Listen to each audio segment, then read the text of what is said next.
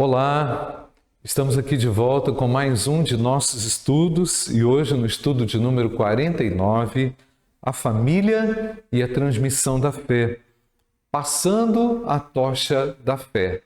Nós vamos começar lendo Deuteronômio capítulo 6, verso 1 até o verso 9,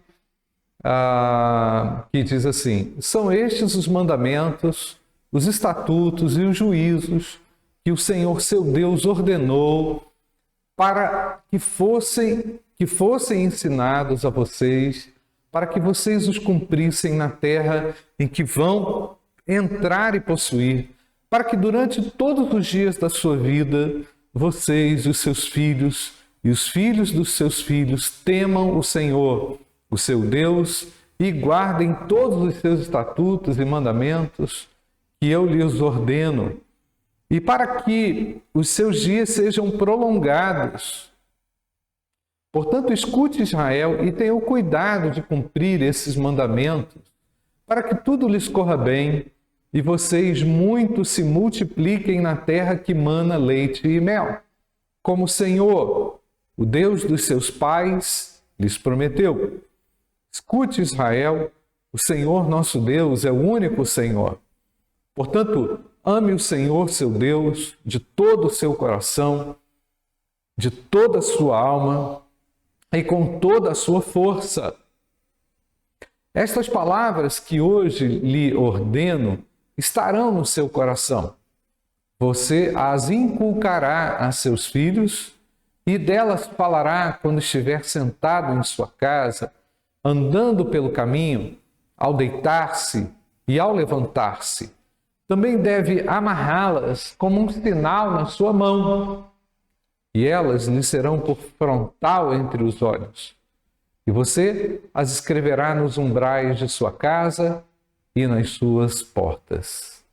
Amém. Gente, texto maravilhoso, conhecido nosso, e que fala de uma responsabilidade que há na transmissão da fé, na transmissão da verdade, da palavra de Deus, e especificamente no lar. Né? Então, os pais, eu estou colocando aqui na introdução, que os pais têm essa responsabilidade de transmitir a fé aos seus filhos, né? Como destacado lá em Deuteronômio capítulo 4, versículo 9. Então, somente tenham cuidado e guardem bem a sua alma, para que vocês não esqueçam daquelas coisas que os seus olhos têm visto e elas não se afastem do seu coração todos os dias da sua vida. Vocês, prestem atenção aí nessa parte, né? Vocês também contarão isso aos seus filhos e aos filhos dos seus filhos. Percebeu? A grande responsabilidade que nós temos de contar ou passar essa fé aos nossos filhos e também netos, né? Mas a secularização, eu coloco aqui na lição, é um problema, né? E é um processo que torna também desnecessária a fé cristã. A secularização exclui Deus. A secularização é um forte movimento, né, velado na entrelinha e muitas vezes até direto, né, que a fé é desnecessária. Eu não preciso. A secularização, ela desfaz o conceito de necessidade de transmissão da fé. Né? Um exemplo dessa decisão intencional de transmitir a fé foi de Josué, lá no Antigo Testamento. Nos diz o texto lá em Josué, capítulo 24, versículo 15. Mas se vocês não quiserem servir o Senhor, escolham hoje a quem vão servir. Se os deuses a quem os pais de vocês serviram, do outro lado do Eufrates, ou os deuses dos amorreus, em cuja terra vocês estão morando. Eu e a minha casa serviremos ao Senhor. Um outro exemplo que eu coloquei aqui na introdução, e agora no contexto do Novo Testamento, encontra-se lá em Atos, capítulo 16, versos 29 até o verso 33. Então o carcereiro, tendo pedido uma luz, entrou correndo e trêmulo, prostrou-se diante de Paulo e Silas. E depois, trazendo-os para fora, disse: Senhores, que devo fazer para que seja salvo? E eles responderam: Creiam no Senhor Jesus e você será salvo, você e toda a sua casa. E pregaram a palavra de Deus ao carcereiro e a todos os que faziam parte da casa dele. Naquela mesma hora da noite, cuidando deles, lavou-lhes as feridas dos açoites. Logo a seguir, ele e todos os membros da casa dele foram batizados. Vemos lá, gente. Eu coloco aqui uma pergunta. Os filhos vão seguir os passos de quem? Se os filhos não seguirem os passos dos seus pais, né, e pressupondo que esses pais são os pais cristãos, né, nascidos de novo, eles vão seguir os passos de alguém, né? Alguma outra influência será exercida sobre os nossos filhos, não é? Então, ao mesmo tempo, nós sabemos que a fé cristã é individual, é pessoal. Ela não faz parte de uma tradição de família, não é? Sabemos que o indivíduo faz uma escolha, ele toma uma decisão e ele é livre para fazer isso, não é? Inclusive para não aceitar. Contudo, é dever dos pais, é um papel integrante dos pais comunicar a fé, pregar, anunciar a fé aos seus filhos, não é? E vemos isso lá, e nós acreditamos que essa conversão, ela é obra do Espírito Santo, né? Lucas, capítulo 5, verso 32, não vim chamar justos, e sim pecadores ao arrependimento, né? Então, os filhos todos, na verdade, pecaram, né? E Jesus veio chamar os pecadores e não os justos, aqueles que se consideram assim justos, não é? Então, essa obra, ela precisa acontecer pela ação do Espírito Santo, mas por influência dos pais. Então, os pais, eles devem se sentir no privilégio de comunicar o Evangelho a seus filhos. E aqui eu já faço uma aplicação, né? Ao cristão foi dado esse privilégio de comunicar a fé através da sua vida, do seu exemplo, né? Então, pensando que somos comprometidos em transmiti-la aos outros e principalmente aos familiares, eu pergunto: como você tem cumprido esse compromisso? Quero que você pense nisso. E vamos avançar como exemplo de casa, né? Eu tenho que destacar aqui, coloquei isso na lição, né? Que o nosso exemplo, ele fala muito alto. O nosso exemplo, ele gera uma influência na vida dos nossos filhos, né? O exemplo, o bom exemplo, ele é usado também pelo Senhor para atrair vidas para si, não é? Tudo que é construído no lar e feito no lar, é importante destacar isso aqui, tem que ser feito de modo intencional e não acidental. O pai, a mãe, sabendo do valor do testemunho, né, do valor do exemplo, age de forma intencional, não é? Para que esse exemplo cristão seja experimentado também pelos seus filhos, né? Então, o exemplo de casa é chave também para que Jesus Cristo seja conhecido pelos filhos, né? O texto de Deuteronômio 6, 5 e 6 são essas orientações. Portanto, ame o Senhor, né, de todo o seu coração, de toda a sua alma, com toda a sua força. E essas palavras que hoje lhe ordeno estarão no seu coração, né? Então, esse ensino, ele é um ensino a partir do exemplo e transformador. ele produz um impacto transformador na vida dos filhos, né? O livro, citei aqui um livro, eu li parte de um livro e coloquei aqui, de John Drescher. Ele afirma que os seus livros, o nome do livro é Passando aos Filhos a Tocha da Fé. Ele afirma que os filhos no lar percebem emoções e percebem também sentimentos, né? As motivações dos pais com a escola bíblica e com o aprendizado bíblico é contagiante ou é algo cansativo, né? Então, caso seja contagiante, os filhos irão se interessar.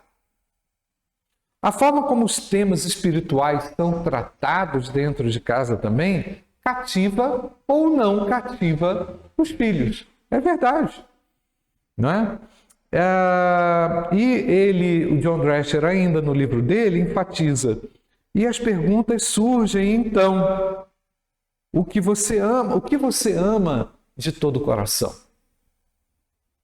O que é que realmente tem o primeiro lugar no seu coração? Certamente os seus filhos irão sentir por Deus o mesmo que você sente, né? Ou a empolgação ou a apatia. Certamente a fé cristã é muito mais do que um sentimento. Eu não estou falando que a fé é um sentimento, né? E ela é muito mais também do que uma empolgação. Mas o exemplo dos pais aponta para o que realmente os filhos darão atenção, não é? Então destaca-se aqui a importância de uma liderança responsável dentro de casa, uma liderança espiritual, né? E aí tem um texto lá que eu coloquei também como exemplo, porque depois da morte de Josué, uma geração inteira se perdeu. O que foi que aconteceu?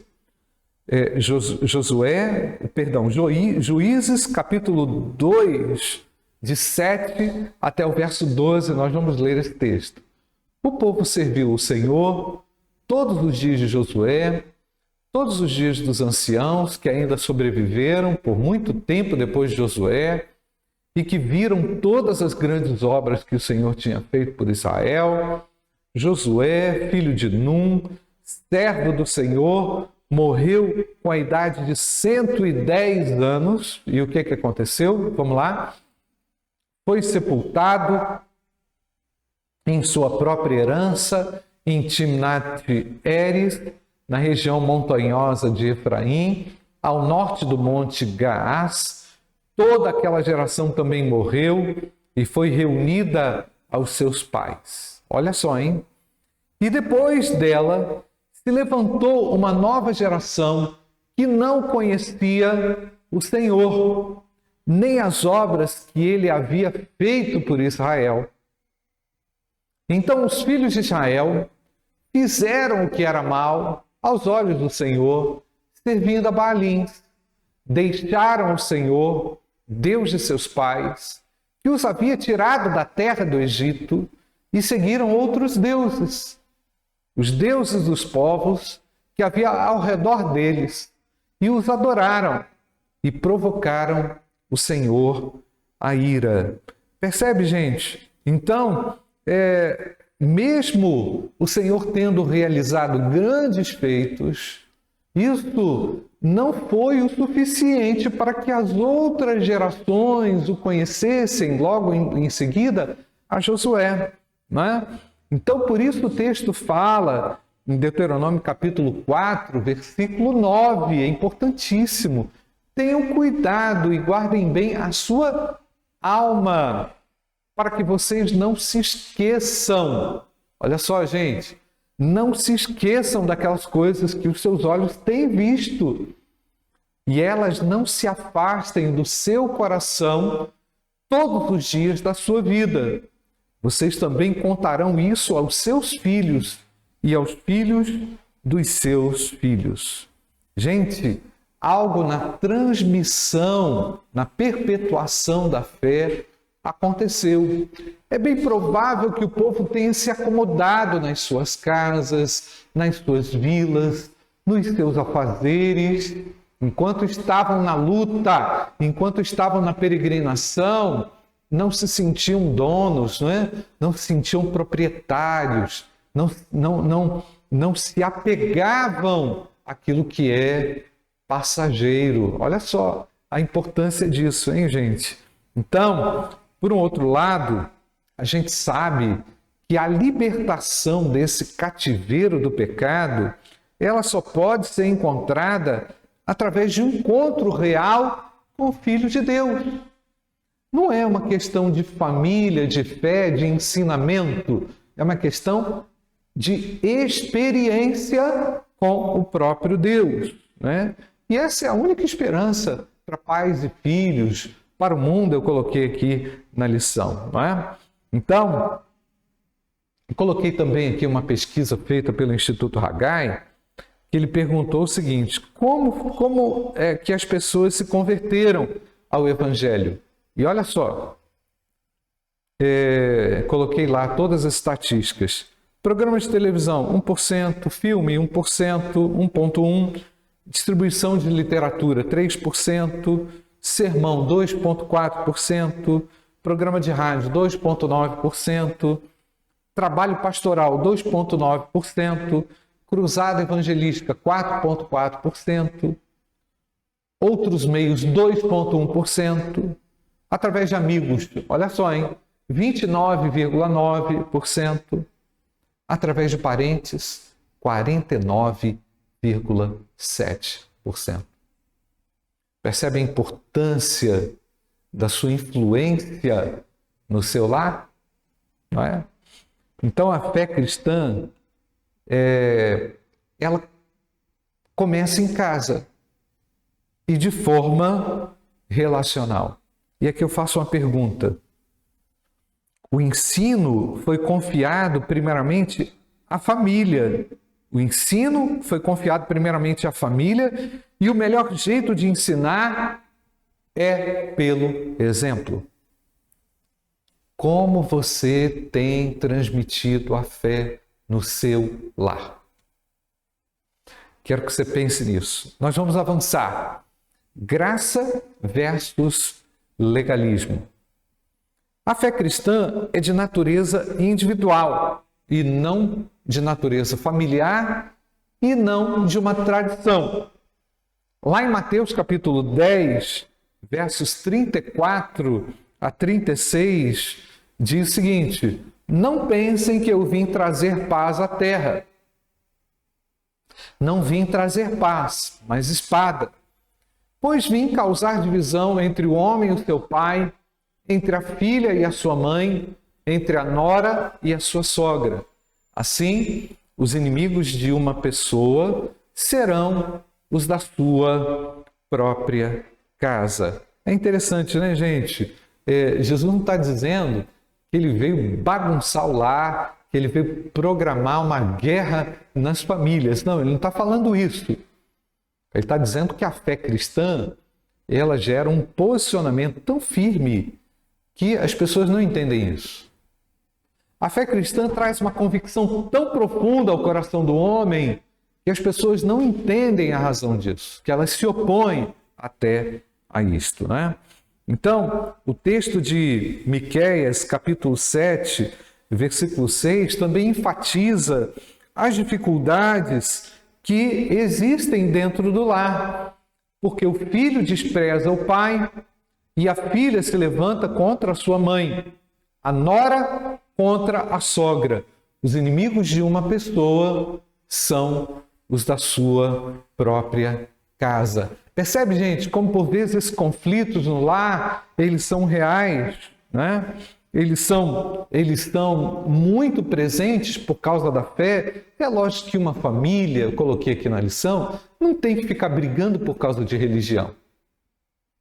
Mas elas, por vezes, esses conflitos são inevitáveis, em razão de posicionamentos firmes que a fé cristã produz no coração do homem, não é? E, na verdade, o pecado ele tende a separar a afastar, a dividir as pessoas. Isso é uma força muito devastadora. Contudo, isso não justifica você se tornar uma pessoa legalista. O legalismo religioso vai acirrar ainda mais essa peleja, essa luta, né? Quando o assunto é a transmissão da fé, nós estamos falando da graça.